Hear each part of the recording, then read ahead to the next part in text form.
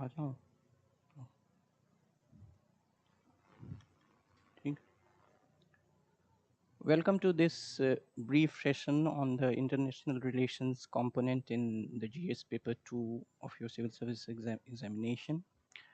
I will like to keep this session very brief and focus on only the essential part. So we will begin with the syllabus itself, which is well delineated in a way, but also leaves a lot of scope for a number of topics.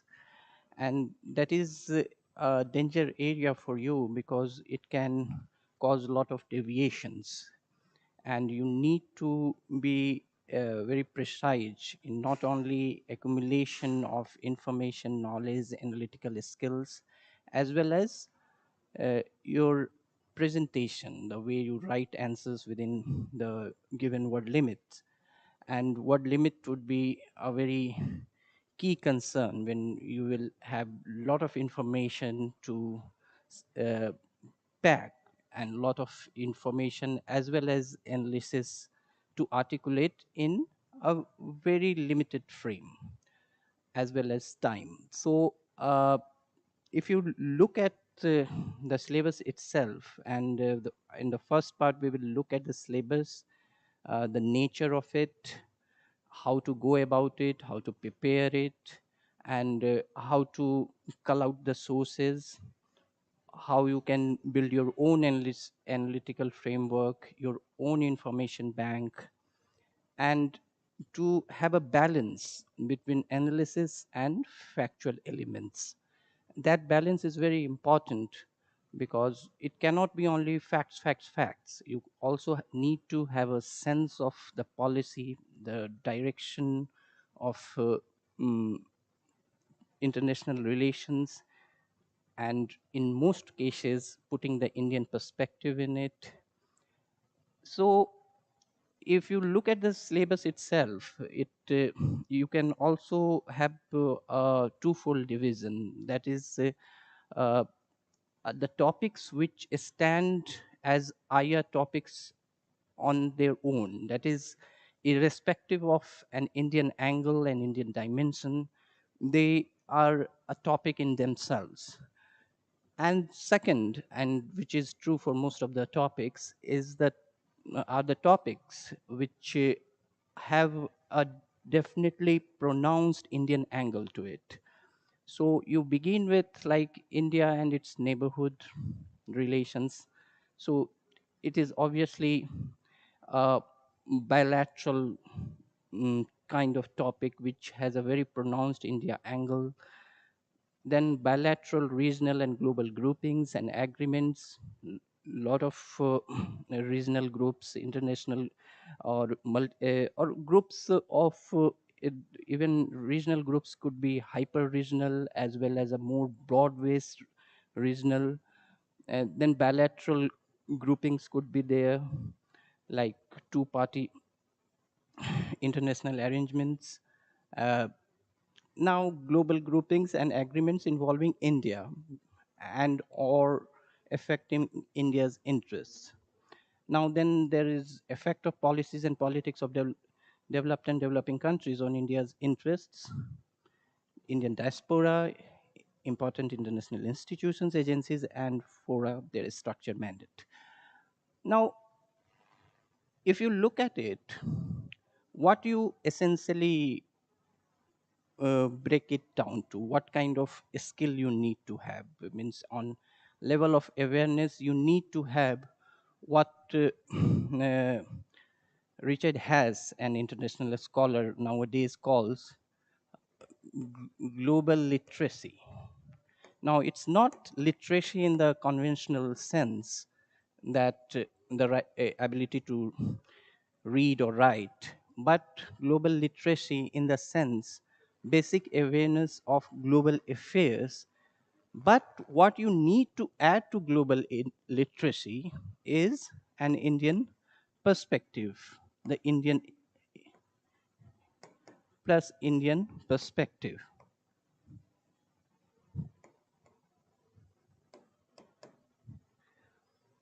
Now, global literacy plus Indian perspective. This is the keystone on which you will build your preparation. Global literacy can, and with an Indian perspective, can further be said to have C like information, and then you can have analytical prism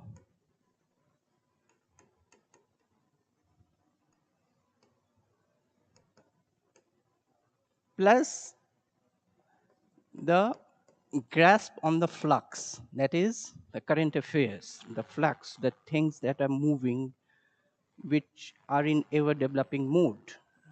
So the current flow of things, the flow of events, the flow of international developments, bilateral developments, uh, multilateral synergies being worked out. So this all comes down to information, analyzing those sets of information with an analytical prism, with a policy angle, with the implications and long-term repercussions, and then keeping an eye on the flux of events, the developments. This is the broad skill set that you need to have to cover these topics in a very say rudimentary elementary way. Now these are the cognitive tools that you need to approach international relations with. uh, Now this is not to burden you with a lot of expectations. This may sound a bit complex than it really is. For purposes of general studies preparation, you need not be bogged down with the academic international relations, the international relations which may be part of, say, political science, the theoretical approaches, or a number of scholarly work being done, a lot of research being done in a number of institutions. That so you need not be bogged down by this, but the uh, mm, you can say the cognitive process has to be the same. Means assimilation has to be the same. The mm, you can say the canvas of gathering it may be a bit narrower. So narrower here I am hinting at the sources. Now, what kind of sources you should be looking at when you are preparing these topics? Now, you see, first thing is that you cannot prepare any topic in a vacuum. You need to know a backdrop of, say, say if a Cold War is being used repeatedly in newspapers, the analysis of international events, or say if NAM is used, or say East look East policy is. So you need to have a historical backdrop of it. You cannot be living in a historical vacuum and be still preparing IR topics. So, for a very basic, say, historical background, that you need to look at the topics. You go and get any a standard book or a historical reckoner like say David Mellon's David Mellon's a very basic book on India's foreign policy, or any other book. I am not recommending a single only single source. You can also go through the backgrounders that Ministry of External Affairs website has. You can also look at other kind of backgrounders. You can read a very basic say historical reckoner on global affairs like gentleman I just referred to.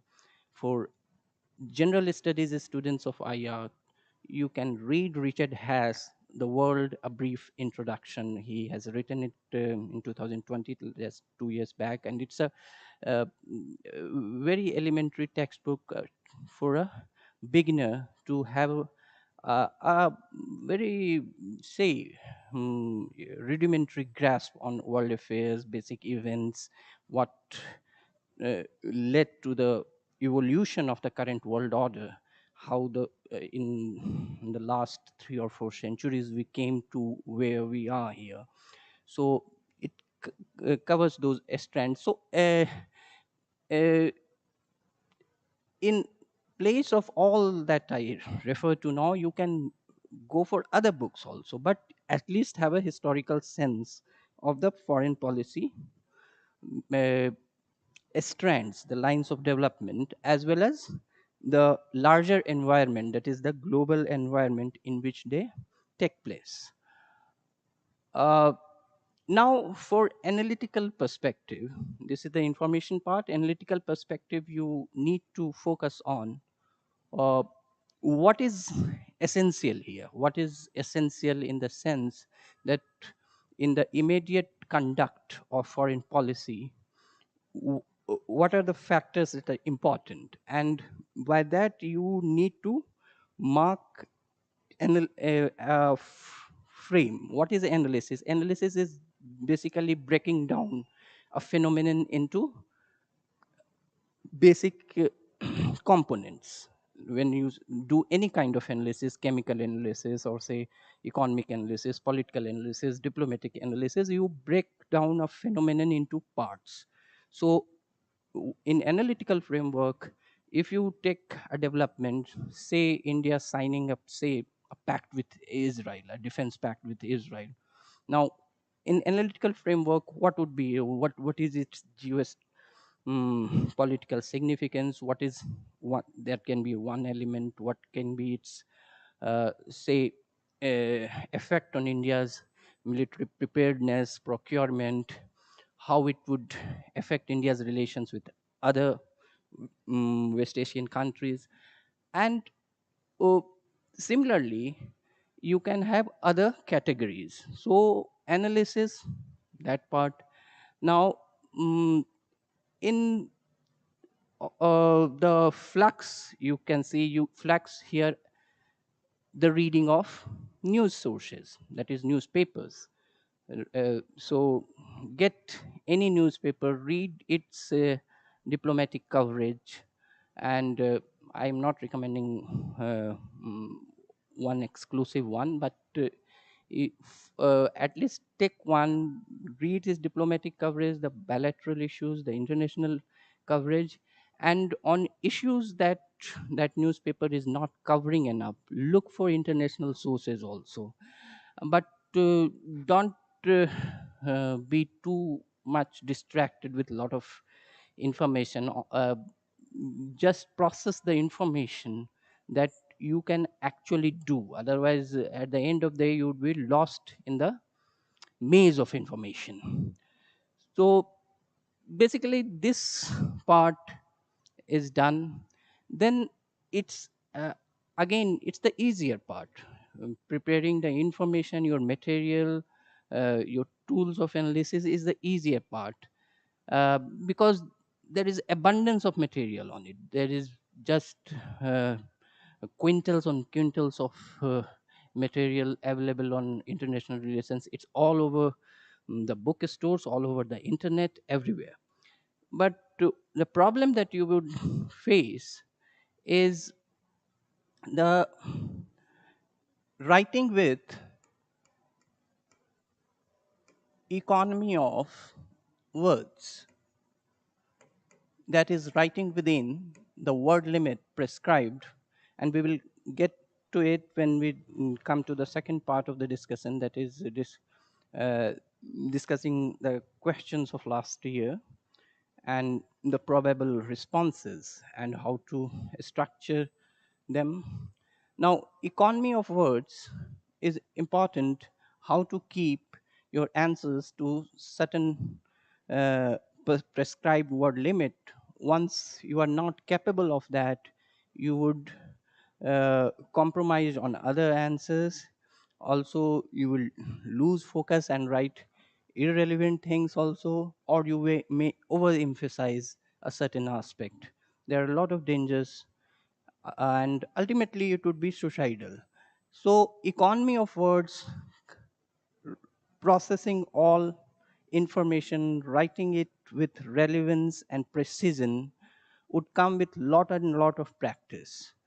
If you read something on any international issue or any bilateral issue, try to frame it as a question and try to write in your own words. So there are only two type of questions that are coming in last 3 4 last, you can say, 8 years. So 150 words question for 10 marks, and then 250 words question for 15 marks. So try to say, take a topic and say India's stand on uh, Ukraine crisis. Now, if you read something on it and you have a feeling that you have now a grasp on India's perspective on it, try to frame a question and try to write it within, say, 150 words or 250 words, and write it within the word limit, the time limit that you yourself give to yourself, that yes, this is the time I would be devoting to this, and practice it. Otherwise, just having information, just having the analytical frame for a particular issue, particular topic, a particular theme in international relations would not help you much in the examination hall if you are incapable of articulating it, presenting it within the time limit.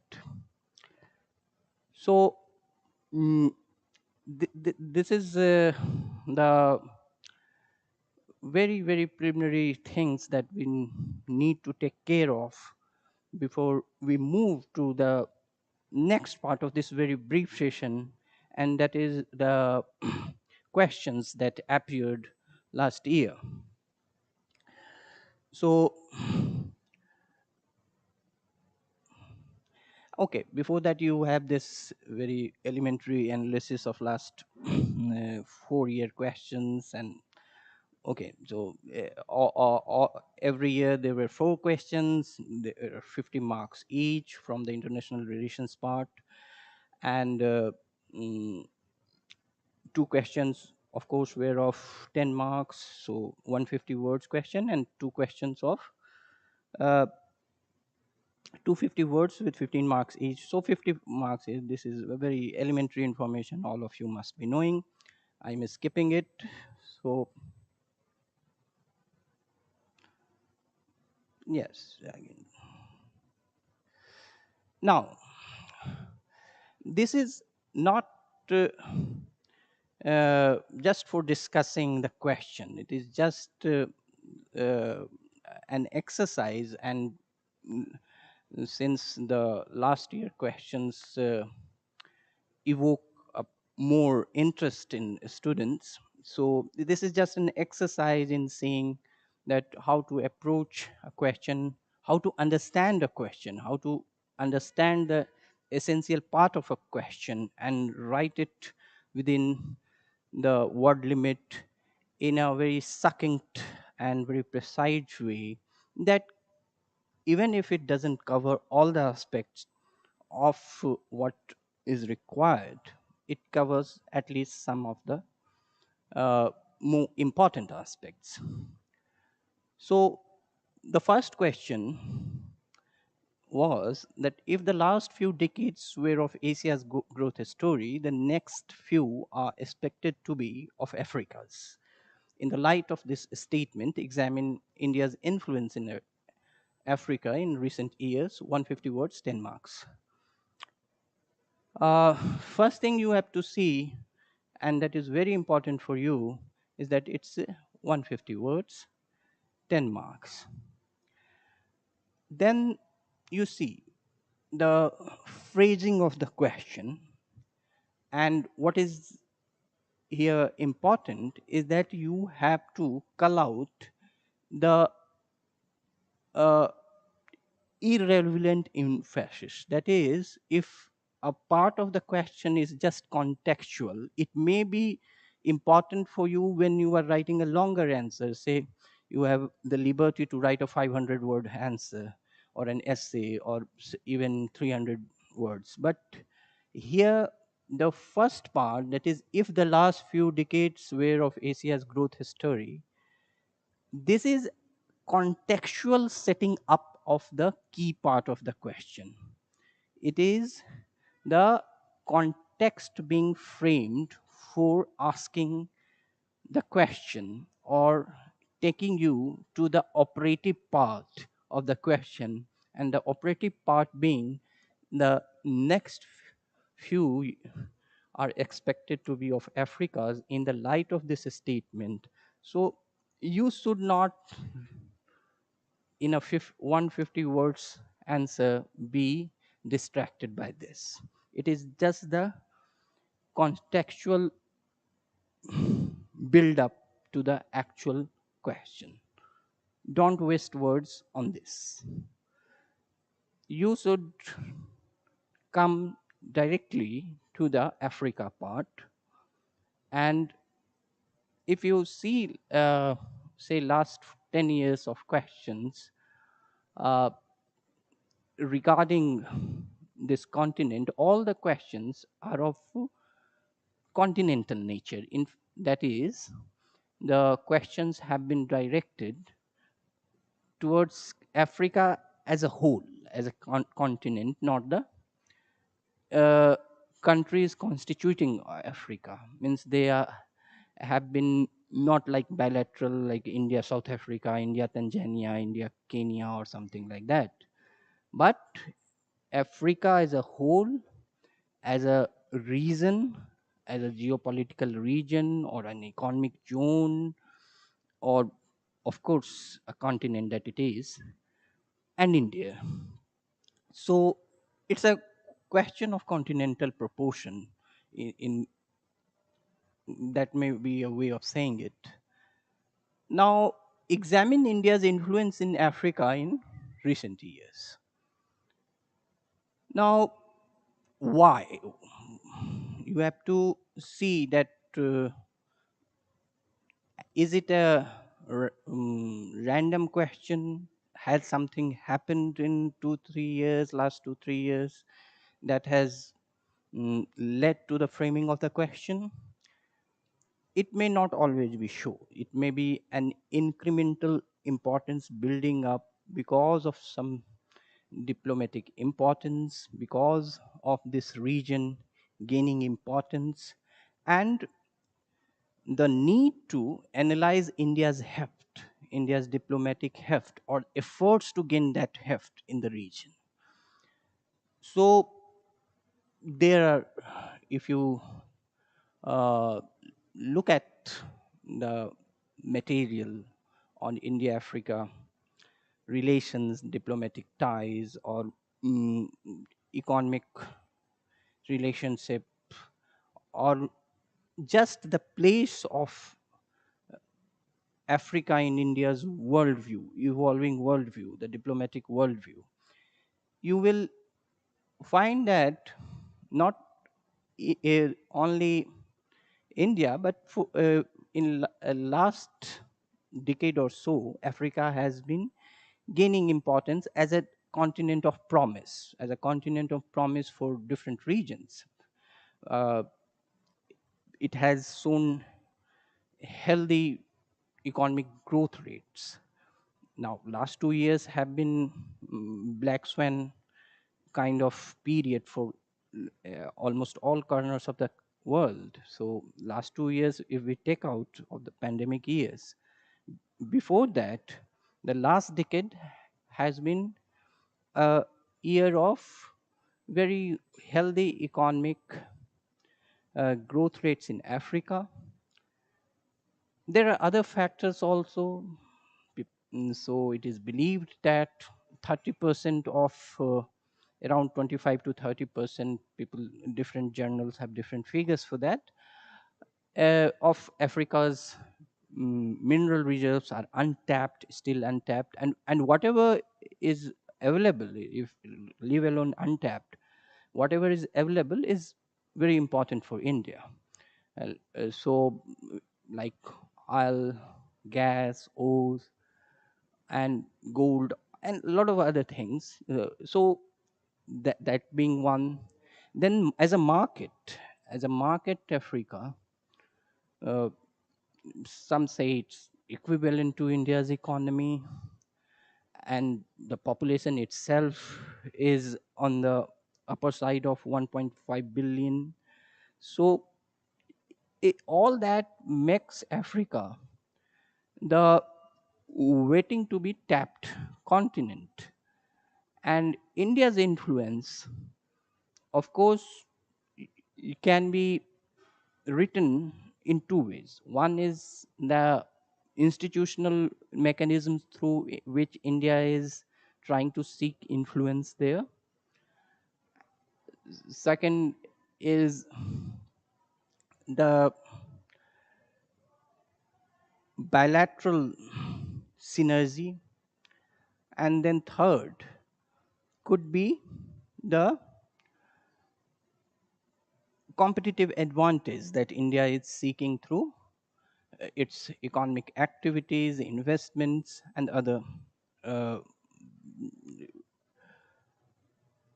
means. So you have some facts that you can find anywhere that India is now Africa's third largest trading partner, uh, and then people also mm, throw in some history also, like India's long association as a champion of third world countries, and as a champion of decolonization, which had a lot of effect in Africa, and most of African countries emerged out of this decolonization process. So India championing of the cause of decolonization, NAM, the Third World Movement, the South-South cooperation. This can be a one-liner to and don't waste too many words on these kind of things, because the uh, recent years of cultivation of influence cannot be only on the basis of this diplomatic heritage, the kind of mm, diplomatic edge India tries to derive through historical legacy. The historical legacy, of course, has been impressive. Decolonization, NAM, and other movements. So, our South-South cooperation, general thing. So that, then the trading partner thing. Now, diaspora is one of the means to uh, seek influence in a region in the presence of Indian diaspora. And then India's private sector companies, India's traditional leverage seeking enterprises, like our strength in information technology, ITS service, and other aspects that you can build here. And you also have to go through the institutional means. Like institutional means, uh, one is that there is a special Commonwealth Asia assistance program through which India has been lending money, giving loans to a lot of African countries. India is also seeking to uh, get opportunities out of African continental free trade uh, area. Then there is also this India Africa Summit Forum, through which India is trying to reach out to African countries with initiatives of economic aid, uh, loans, and loans which are of not the kind of uh, d- debt trap diplomacy that China is practicing, or the kind of checkbook diplomacy, but on terms which are convenient for African countries. Then you also have other like means like visit of prime ministers, the um, head of government, like the prime minister's visit, I think 2 years ago, in which he addressed the parliament of Uganda and mm, gave an outline with 10-point program of how India is trying to engage with Africa, the 10-point program. So these, apart from the institutional means, these bilateral visits, this also builds its own kind of diplomatic synergy. So you, out of other, you will not uh, sort of facts. Like I was telling about the debt trap diplomacy. Now there is India's uh, i- principled lending program through corporation mechanisms like Asia Africa Growth Corridor, and in the recent pandemic, the humanitarian efforts like the medical diplomacy, essential medicines and vaccines, and this all you have to pick, you have to develop the skill of pick and choose, because all that I just mentioned, or even more information that you must be having, all cannot be accommodated in 150 words answer. So you have to build a hierarchy of information, that what is more important. And in this, I think the two-way approach that you can take, one is the institutional mechanisms, and second is the uh, isolated set of uh, steps, but which are part of a larger policy of seeking influence in Africa. So both the institutional mechanisms being the India Africa Summit Forum and other mechanisms like that, and the isolated but yet part of a larger effort to seek influence in Africa could be like bilateral visits, or even the efforts put by private companies to invest there and be a part of the African growth story. So you have to see that you can conclude, what you can conclude is that India has to compete with other potential bidders for influence in Africa, and some players might be having the uh, early bird advantage like China. But still, the historical legacy of and considerable uh, soft power also, presence of diaspora and concerted cons- uh, diplomatic efforts can help India find a foothold on African growth story. So, or to be a part of African growth story, you can somehow phrase, or you can also conclude with other lines. There are millions of ways of doing that, but um, what I am trying to say, that save 10 to 15 words, or at most 20 words in last to have a rounded kind of end to your short answer. That is one. Now we are moving to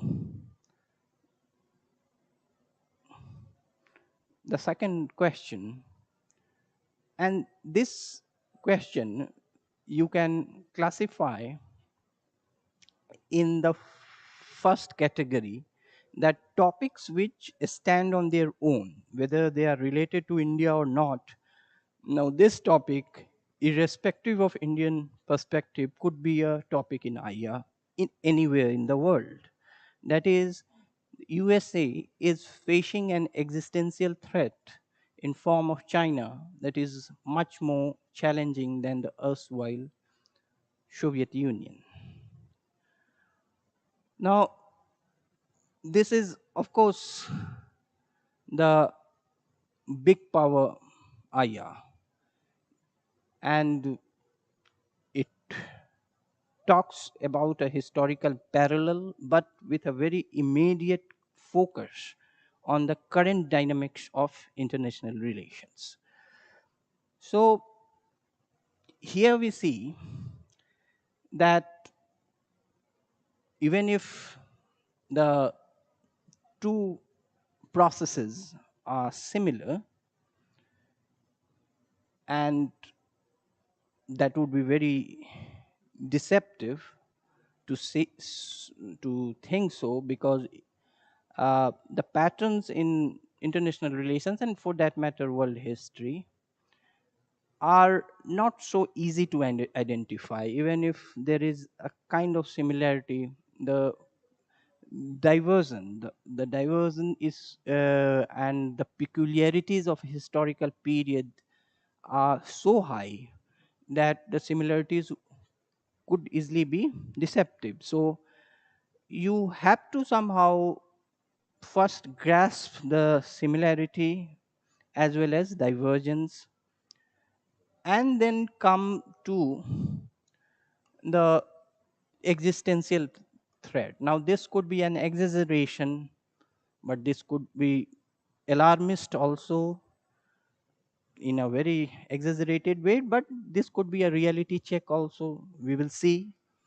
And the US, China, erstwhile Soviet Union. Now, these are the three components. You see, when the collapse of Soviet Union took place in, say, in early 90s, some point it that it had begun by late 80s also. Some historians say that in November 1989, the collapse of Berlin Wall was the actual point of departure. But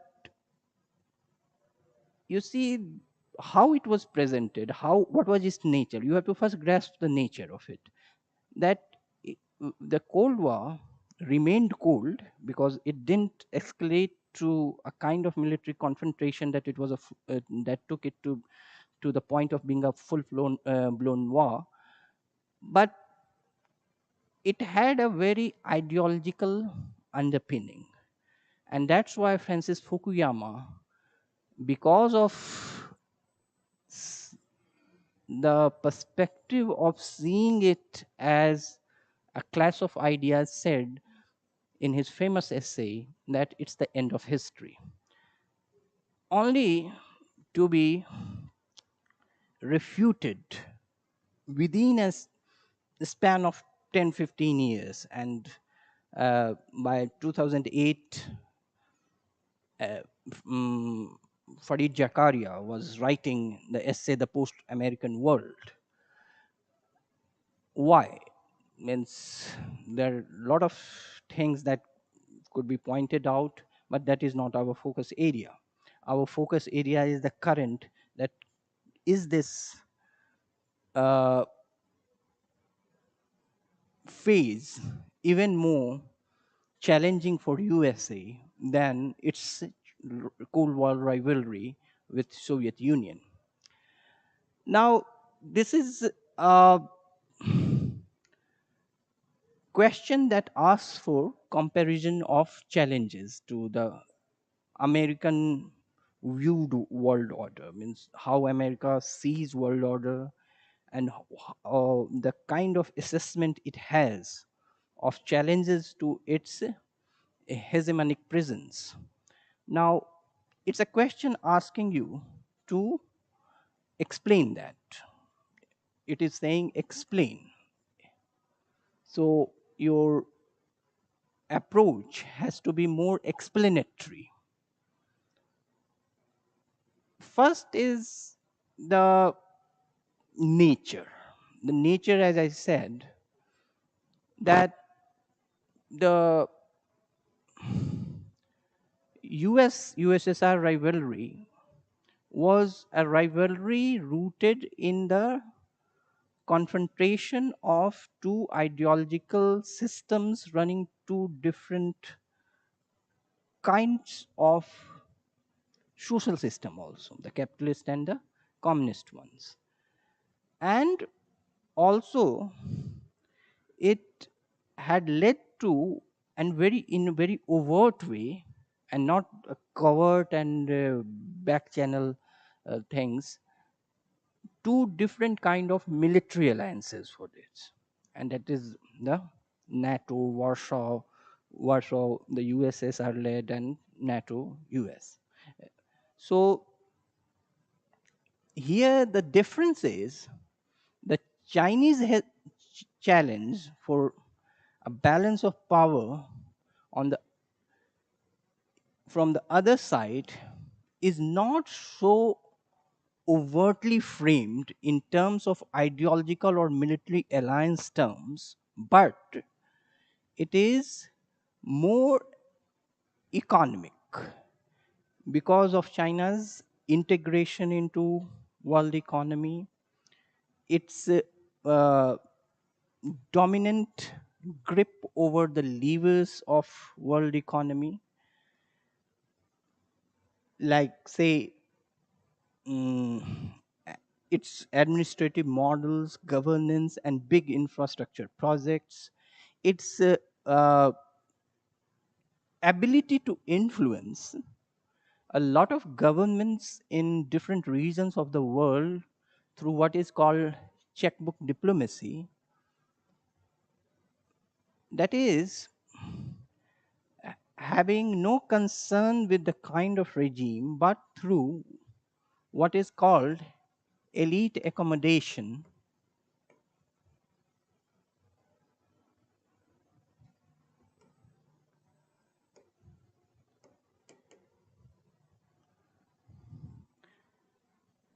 Now, elite accommodation means giving a place for the clique, for the regime, the ruling uh,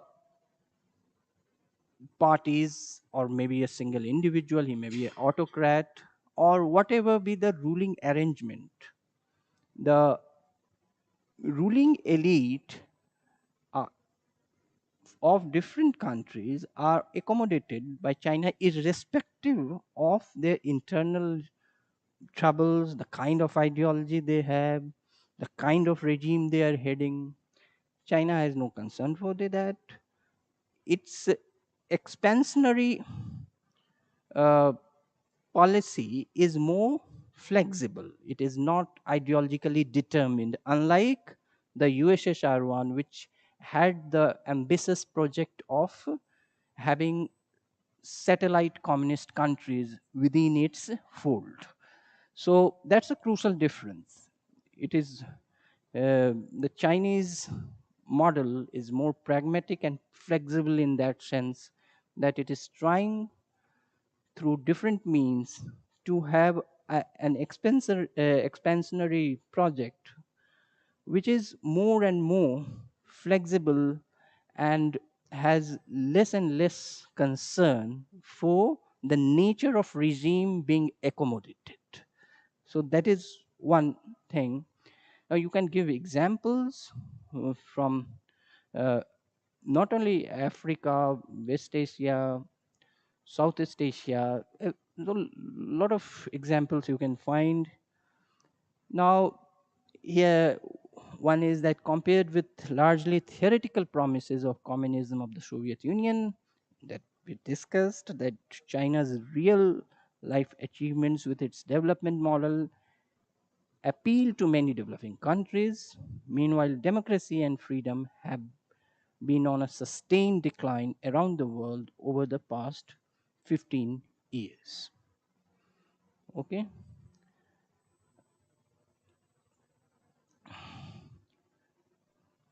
Now, these are obvious points. You know, the contemporary global economy, even if it's not the global village that it was meant to be in the roaring 90s, but still, on a comparative scale, it is more integrated than it was till 1980s when USSR had an existence.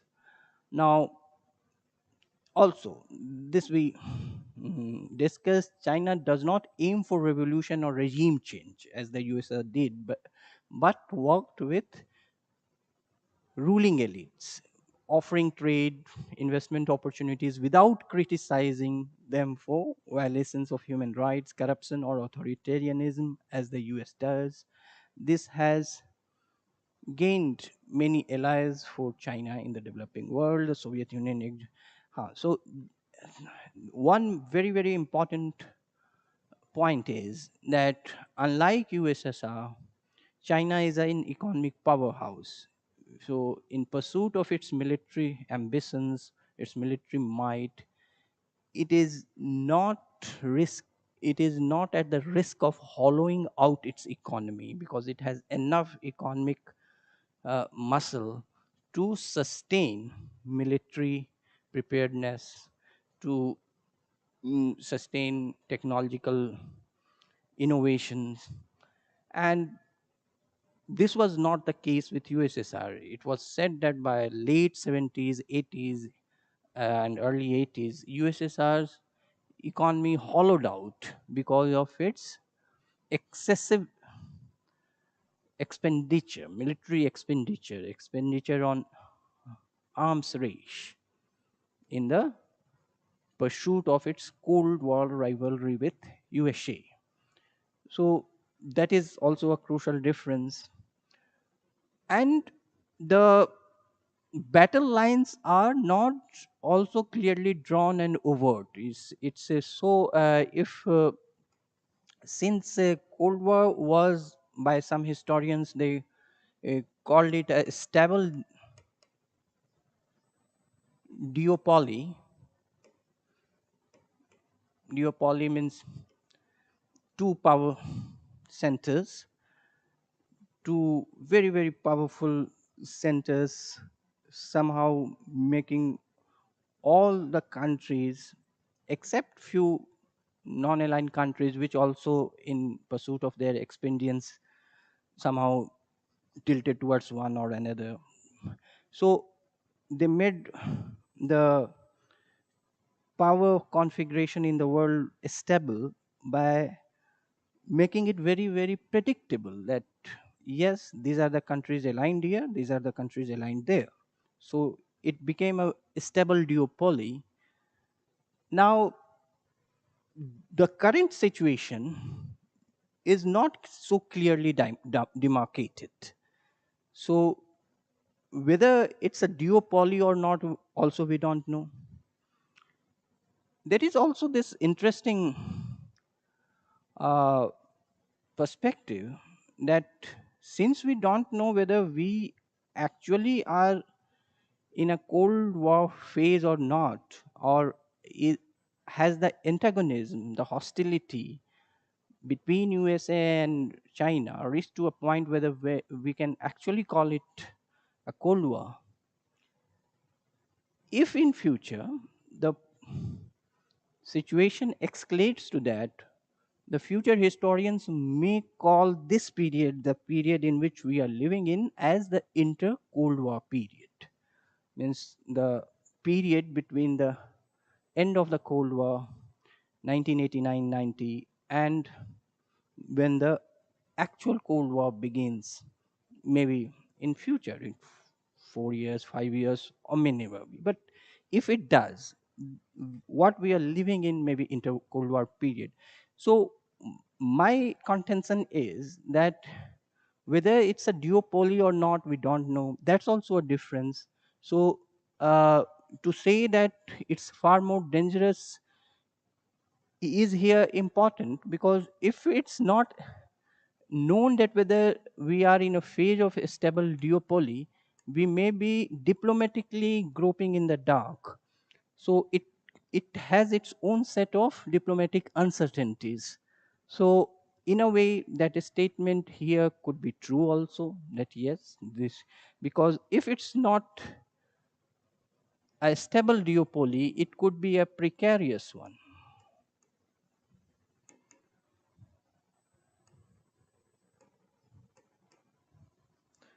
Then it could be a precarious duopoly. So that aspect also needs to be taken into account. Uh, then you see, one of the points made here is that the Soviet Union openly and directly regarded the United States as an enemy which it could hardly coexist with. China seeks to construct a new model of major country relationship with the United States, thus making the threat more veiled and more dangerous. So this is what we now briefly refer to. So this is a outline. This is an outline within which you can frame an answer. But again, going back to what I said earlier, what you will pick out of these elements is important, because you cannot somehow assimilate all the elements in your answer 150 words. So here, how would you develop the skill to pick that and to place it within a framework? That would come with writing, more and more writing. There is no substitute to that. Try to write, try to critically think on the topic, and since it's an explanatory kind of answer, somehow then organize all your critical thinking into an explanation and write it within 150 words, write it again and again. That's the only way to do that. We move to the third question,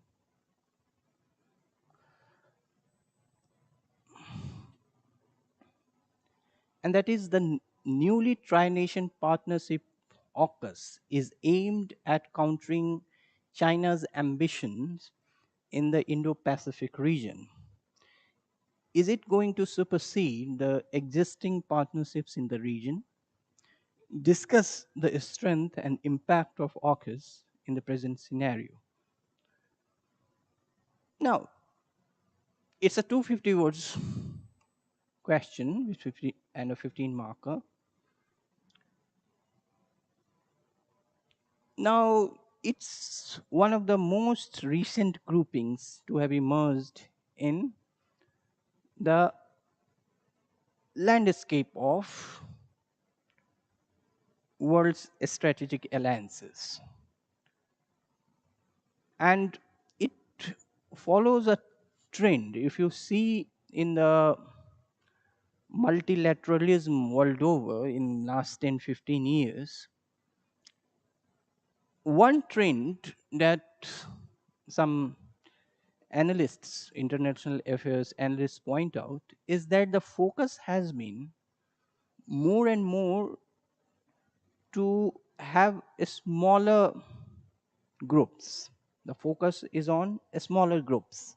And there are various examples world over where countries have gone for smaller groups and a more focused approach to strategic aims and objectives.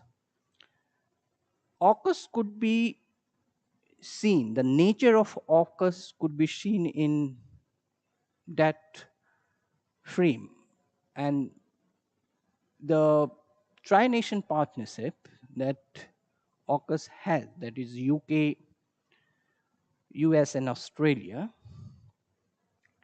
and they have left out two countries of their Anglo-Saxon uh, partnerships, the strategic partnerships, that is New Zealand and Canada, that had that Five Eyes. You must have read Five Eyes, that alliance. Now they have left out New Zealand and Canada out of it, and they have gone for a more focused strategic alliance in the Indo-Pacific region. And this alliance is also running parallel to another alliance in the same region, that is Quad. Now, it also has India as a member, India, Australia, Japan, and US. Now, why they went for this AUKUS? So, your question is it going to supersede? Is it going to replace the existing partnerships in the region? Discuss the strength and impact of AUKUS in the. Now, the first part, is it going to replace? It should be covering one third of your answer.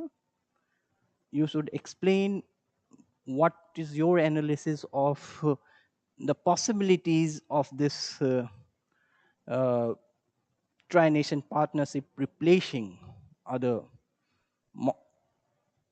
alliances in the region, and the rest you should be discussing the strength and impact. If you have, since it's an alliance which was formed as recently as September 2021, you would have enough and enough newspaper material on this. Material again is not the problem. Getting bullet points on this is not a problem. You have here few of them. So if you have been even a very cursory reader of international affairs, you will have an answer to it. But what to place higher in your presentation of it, that is important. And the one thing is that if I was given this, I would first pinpoint the nature of this, nature and the trend of international affairs that it aligns with. The trend is for smaller alliances, strategic alliances, and the countervailing. It would uh, now the thing is that the big powers are not trying now to put all their eggs in one diplomatic basket. That is diversification of strategic options. That is what they are going for. So uh, there could be a nuanced no to this. There could be, your answers should be a very nuanced no to this, because diversification of strategic options may not be negation of other options.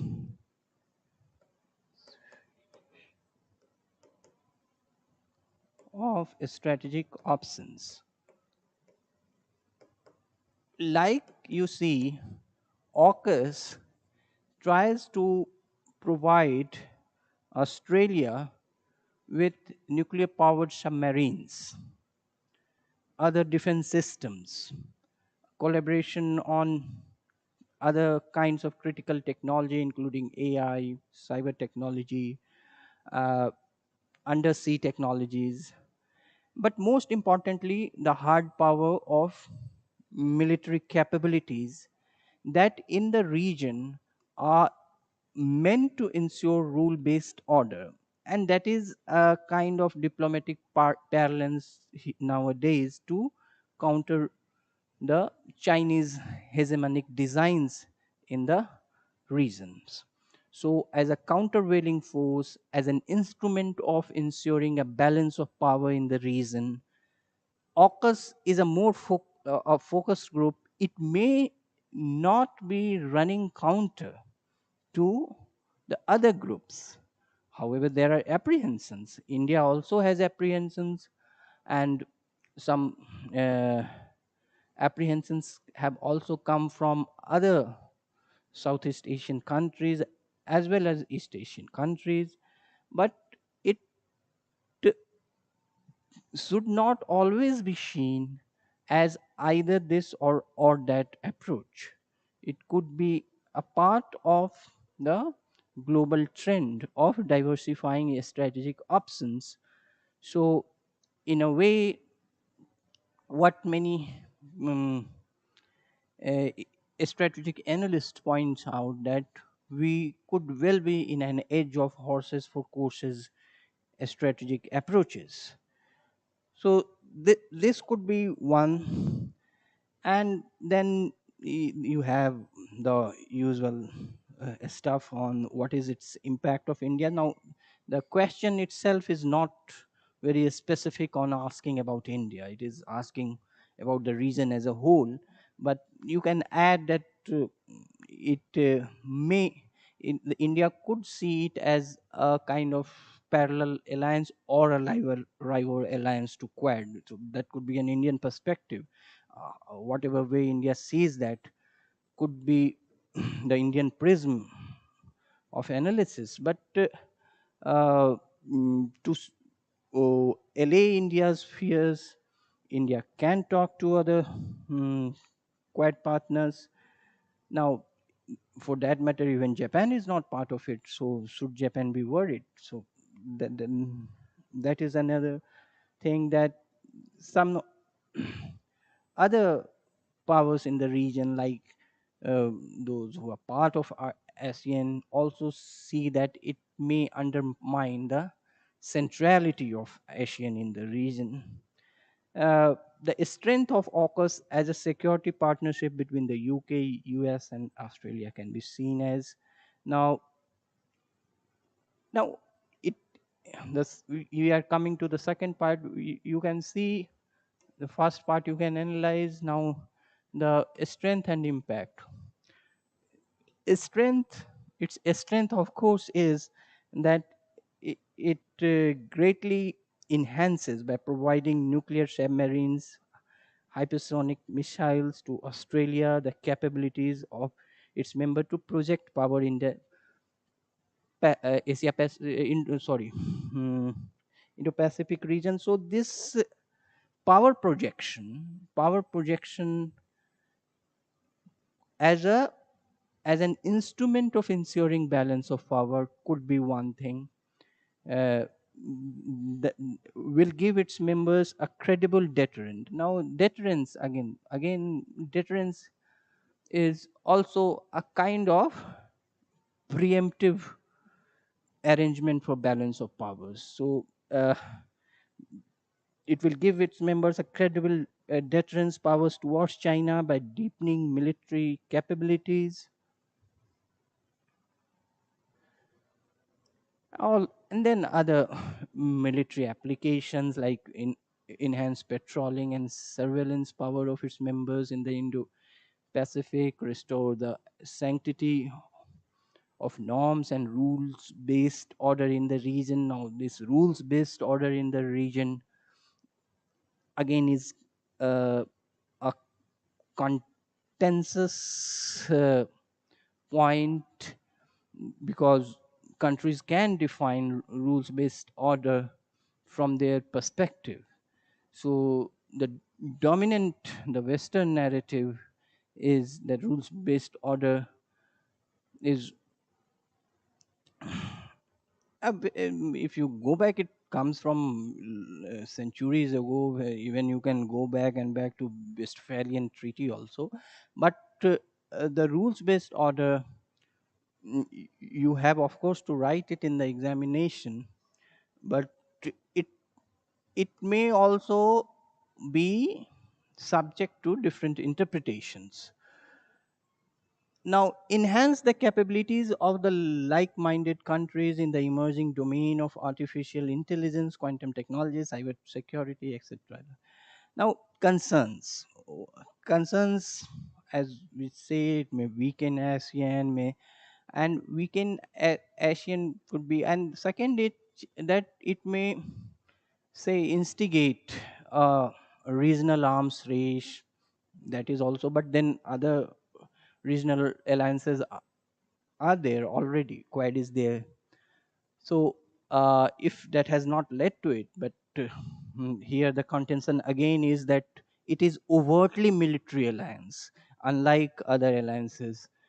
But that again is not true, because it is also talking about technological aspects.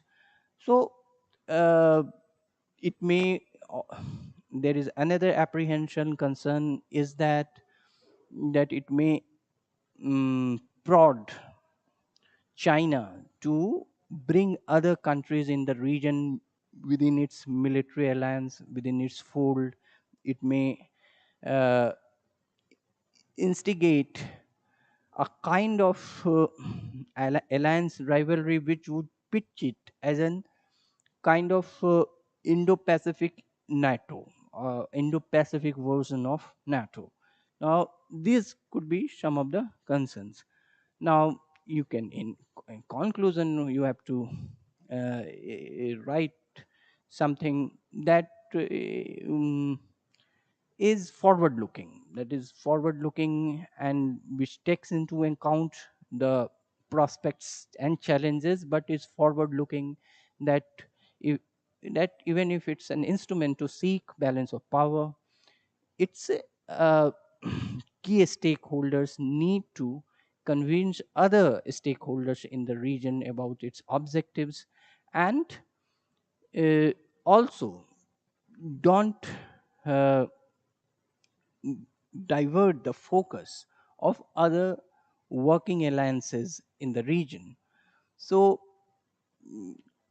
also from the security aspect, it should also mm, work towards a security regime which does not lead to a competitive a competitive kind of say mm, alliance military alliance politics, in a way that and we interface of regional arms race. So these are the broad inputs that you can incorporate in a final sentence. So now we are moving to the last question, and that is critically examine the aims and objectives of SEO. What importance does it hold for India? Now, again, two parts of the question. One, first part is a formal one. Formal one, that the aims and objectives of SEO, that is Shanghai Cooperation Organization, has a formal statement to it also. You can have a formal expression of it at a number of places you get, and that would not need a lot of your analytical skills, but you have to critically examine those aims and objectives, not simply state that. That is what you should be doing. So uh, here, that this what you find everywhere, to deepen engagements in field of trade, commerce, and to strengthen the relations between member states, to move towards developing a democratic and equitable. Now, these platitudes, these platitudes of international organizations, uh, 30 for 30-40% of these regional alliances, or even grander multilateral organizations, are, in language, the platitudes are same, but certain specific words, the key words here, democratic, equitable, political order. Now, this is what you can learn by repeated readings, but uh, the key part is how, what has been done to achieve it, where it has, the members have diverted from it, where it has become a vehicle of Chinese power to achieve some of its own goal, whether it's Belt Road Initiative or other strategic goals in the regions. How this Eurasian organization, which covers almost 40% of world's population, some say around 60% of world's GDP. Now, this is a huge organization with three very mm, big powers, two obviously very big powers, and one a regional power like China, Russia, India, Pakistan, now, and four Central Asian countries like Kazakhstan, Kyrgyzstan, Tajikistan. Now, these countries, uh, plus there are some countries which are having observer status. India itself had observer status from 2005 to 2017. In 2017, it became the full member along with Pakistan. Now, all these countries constitute a sizable section of world population, but because of their divergent interests, do they gel up to become uh, or a very cohesive kind of international organization? That is the big question mark on SCO. Or has it become an extension counter of Chinese influence with a kind of uh, occasional backing of Russia on some issues, not all? Now, these are the key areas that would be examining. But the second part is that what importance does it hold for India? Now, India has been very keen on getting a foothold in Central Asia and having a platform from where it can have a foothold in not only Central Asia but Eurasian region as a whole. Uh, it is of its strategic interest. It is its extended neighborhood, and also for energy security, Central Asian regions being very important for uh, energy supplies, oil and gas, as well as the strategic depth that Afghanistan gives to Pakistan and the importance that Afghanistan has for India.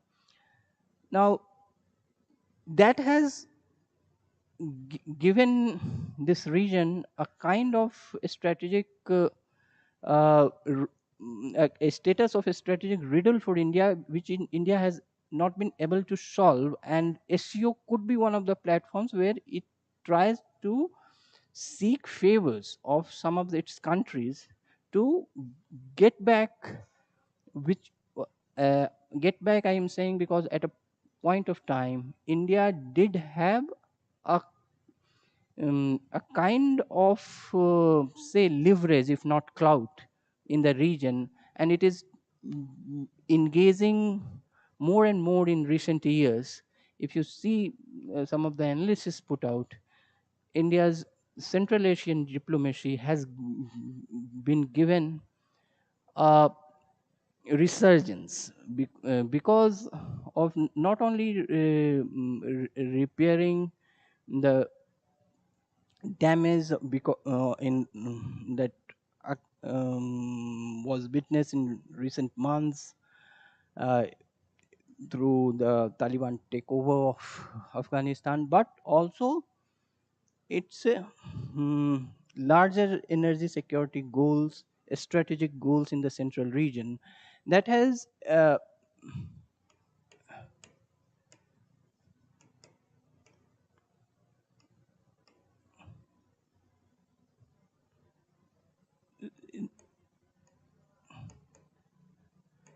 so some analysts see that these are set strategic dualism that India is facing.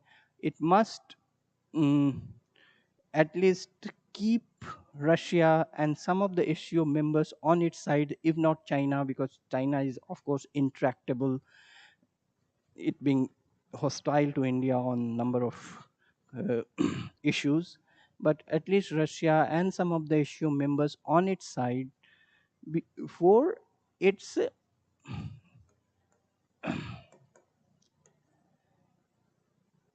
Asian concerns, for its security needs in Asia. Similarly, dualism because it needs to uh, be close to the Western powers, the US led Western powers, for its maritime security, that is, to counter the Chinese hegemonic designs in South China Sea. So, this strategic dualism, one part of it, you have to not go into the second part, that the maritime security, but one part of it, it's uh, uh, close association with SCO is important. Uh, it also opens other, obviously the economic factors are there, the economic factors, the market, the energy needs, of course, they are important, and you have will have plenty of material for that. But the strategic part is also important. What are the problems? Problems, of course, in the attainment of the aims and objectives of SEO, you can see the checkbook diplomacy, and it has become uh, a kind of Chinese vehicle for uh, projecting its power, or uh, to achieve some of its strategic goals. Now, internal contradictions, of course, is again a problem for SEO, and mm, you see some of the key countries like mm, China, India, Pakistan. Now they have mutually contradictory security goals that could collide.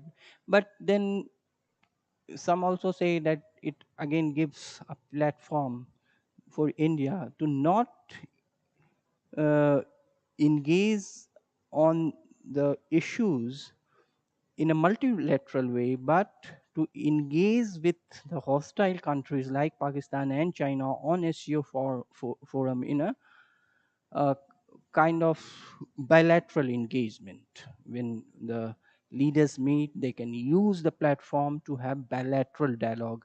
But of course, India is not keen on making it a multilateral issue, but bilateral window is always open on such forum. So that could be uh, one of them.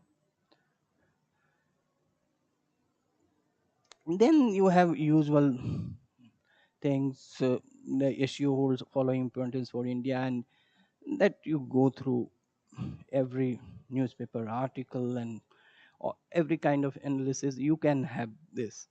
So this material is not a problem. You can also see that there are other promises that issue began with, that about working on the anti-terrorism uh, drives, the security imperatives, and there was this uh, regional anti-terrorism system which China and Pakistan have been accused of a number of times violating and not adhering to this issue framed system.